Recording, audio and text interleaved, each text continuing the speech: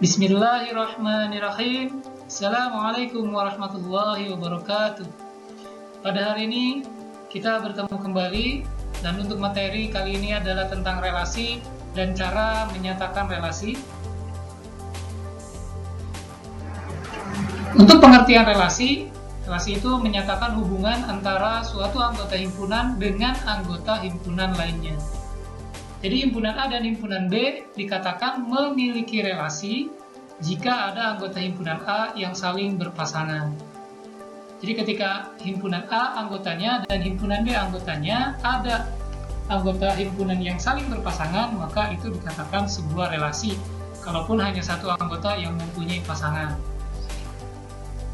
Kemudian, bagaimana kita menyatakan relasi? Relasi dapat dinyatakan dengan 3 cara penyajiannya. Yang pertama adalah dengan diagram panah, kemudian yang kedua adalah diagram kartesius, dan yang ketiga adalah dengan himpunan pasangan berurutan. Nanti kita akan bahas satu persatu melalui contoh soal. Contoh menyatakan relasi ya. Pertama adalah kita perhatikan dulu tabelnya. Di sini ada nama siswa Abdul, Budi, Chandra, Dini, dan Elok. Kemudian di sini ada pelajaran yang disukai.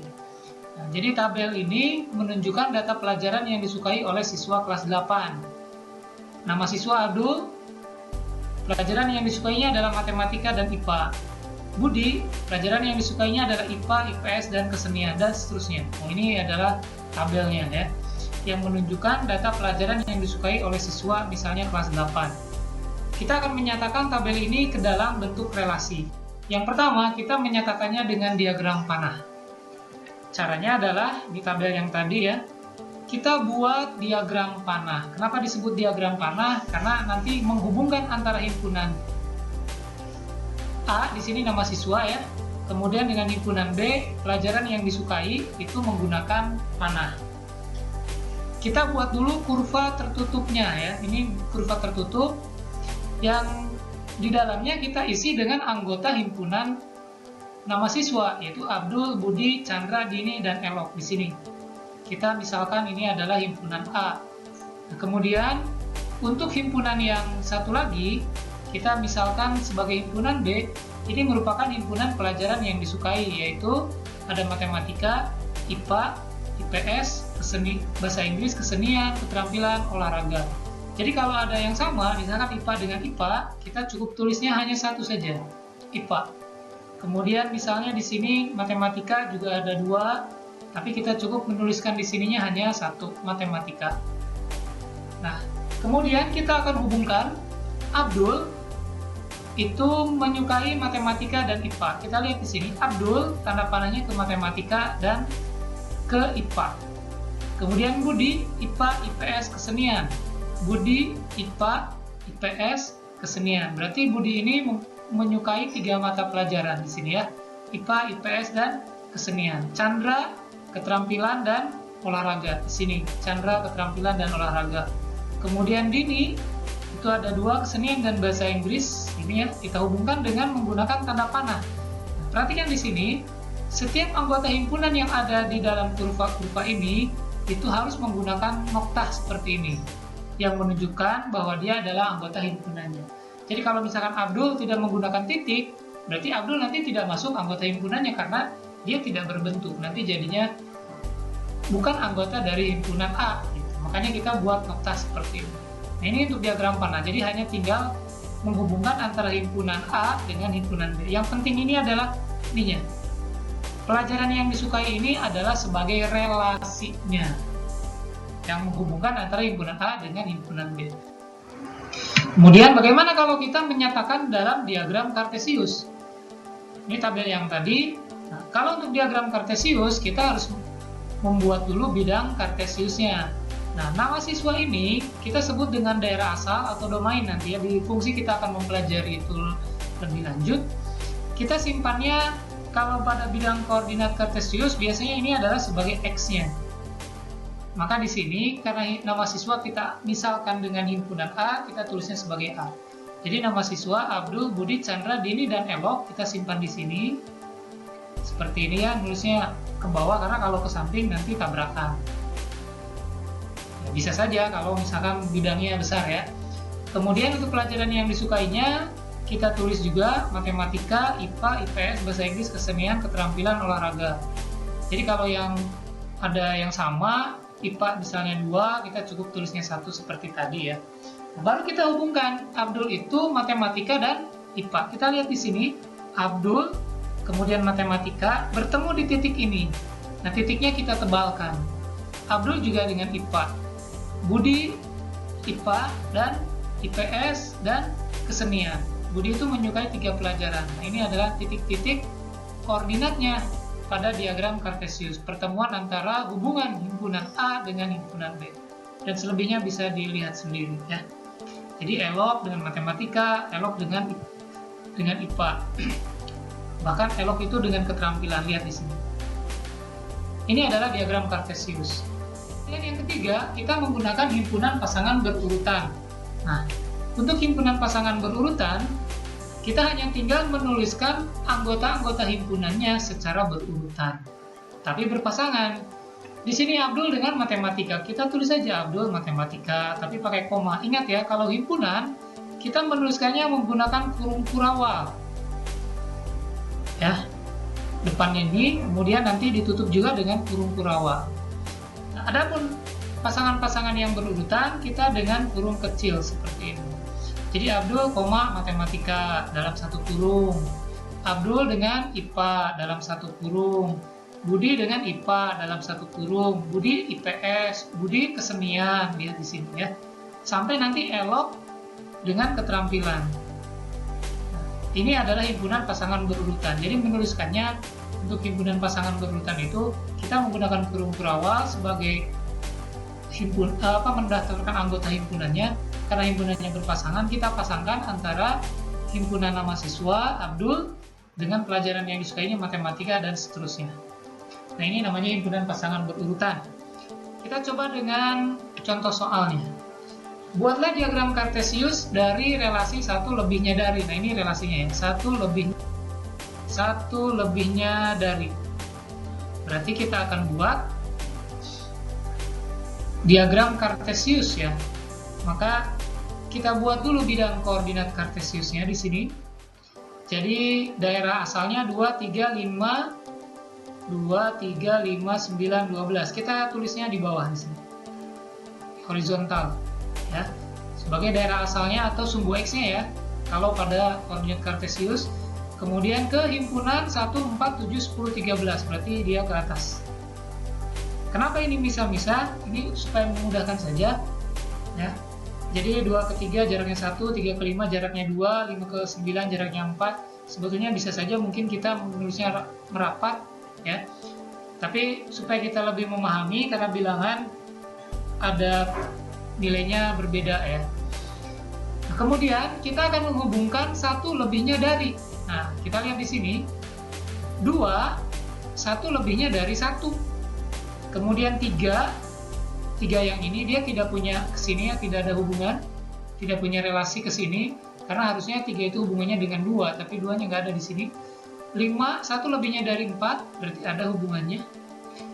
Kemudian perhatikan di sini 9 itu tidak ada, 12 juga tidak ada. Jadi yang punya hubungan itu adalah 2 dengan 1, kemudian 5 dengan 4.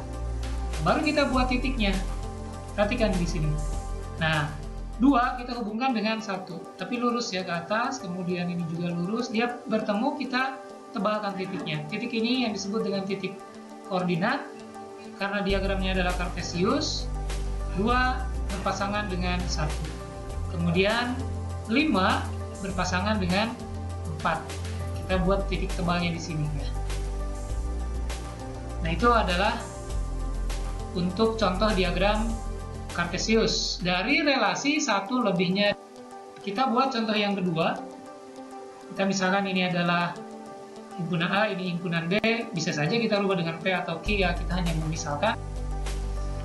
Saat contoh yang kedua, kita akan membuat diagram panah dari relasi 3 kalinya dari. Ingat ya, ini yang penting yang harus kita pahami adalah relasinya.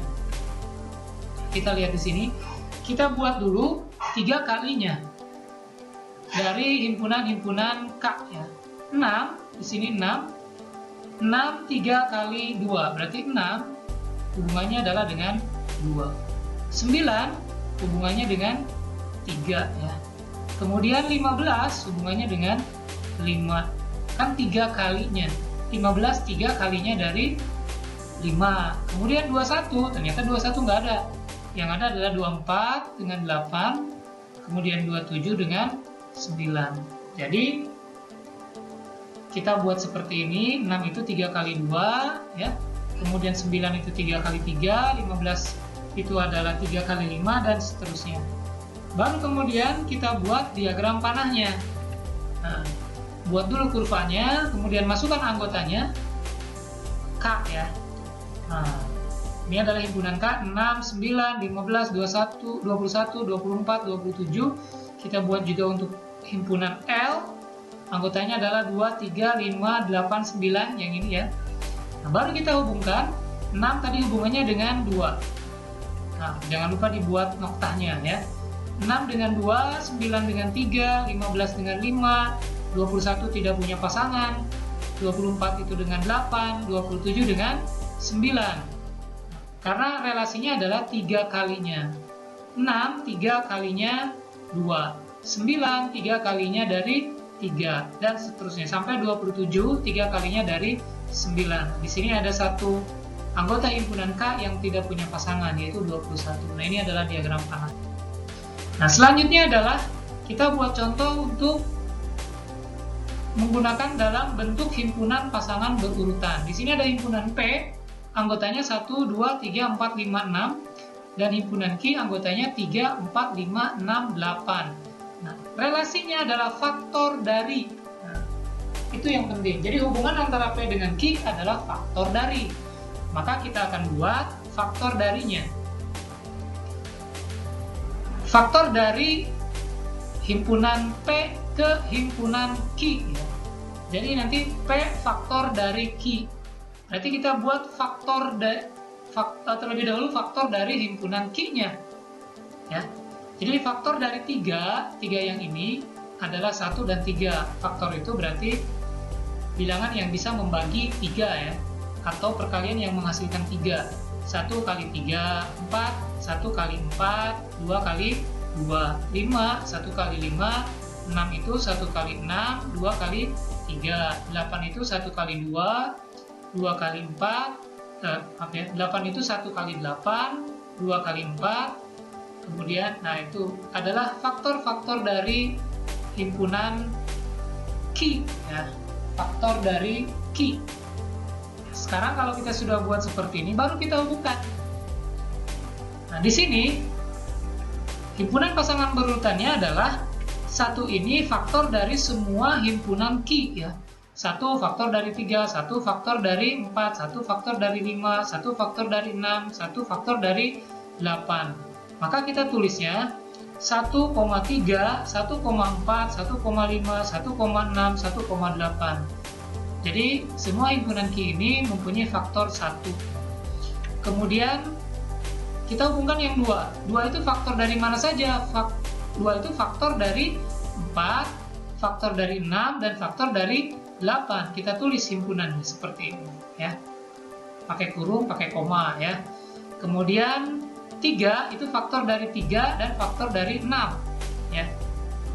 3 itu 1, 2. Jadi dia itu 3 faktor dari 3 dan faktor dari 6. Kita tulis 3,3, 3,6. Kemudian 4 itu faktor dari 4 dan faktor dari 8. 4,4, 4,8. 5 faktor dari 5 hanya sendiri berarti. Kemudian 6 juga faktor dari 6. Nah, jadi semua himpunan P itu ternyata bisa jadi faktor dari anggota himpunan Q, tapi tidak semua ya. Jadi hanya satu aja yang, maksudnya bilangan satu inilah, anggota himpunan satu inilah yang merupakan faktor dari semua anggota himpunan Q. Yang lainnya tidak. Tapi ingat ya, untuk himpunan itu menuliskannya dengan cara kita harus menggunakan kurung Kurawal. Jadi kita sudah membahas 3 contoh. Yang pertama adalah dengan diagram panah, kemudian yang kedua adalah dengan diagram kartesius, dan yang ketiga adalah himpunan pasangan berurutan. Baik, itu saja untuk pembahasan tentang relasi dan cara menggunakan relasi. Terima kasih ya. Jangan lupa klik like dan subscribe. Assalamualaikum warahmatullahi wabarakatuh. Semoga bermanfaat bagi kita semua. Amin ya rabbal alamin.